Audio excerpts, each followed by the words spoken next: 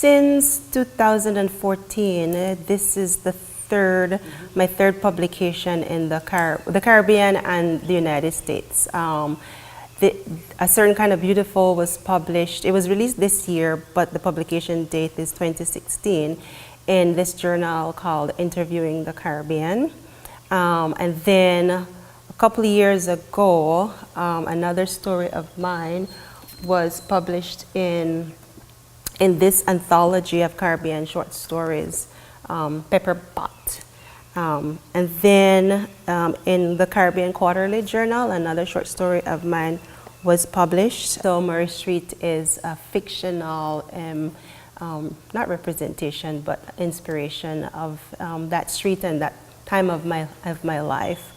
And so A Certain Kind of Beautiful is set on that street in the 1980s. This story, A Certain Kind of Beautiful, is partly based on that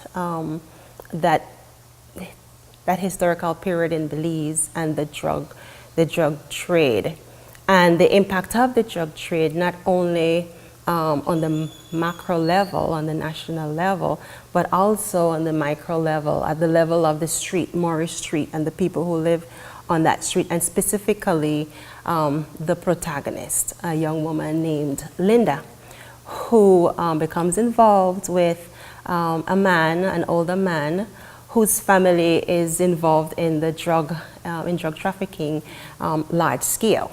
But when the proverbial shit hits the fan, while her boyfriend and his family get off scotch-free because of their political connections and their money and so on, Linda and her father end up going to jail.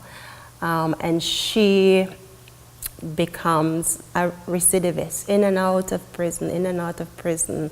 As you mentioned, you have history, you have the drug trade, you have violence as well, several themes, even the struggles of young women. That's also a very strong theme in the story. While this story involves those broader issues, ultimately, for me, the story is about the fact that although Linda has experienced all of these hardships, and a lot of one can say that her life has been destroyed or severely compromised. By the time we meet her, when we meet her at the opening of the story, she's introduced as a beautiful, vibrant young woman, full of life and full of promise.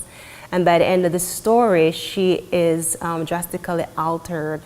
Her physical appearance then is physically altered.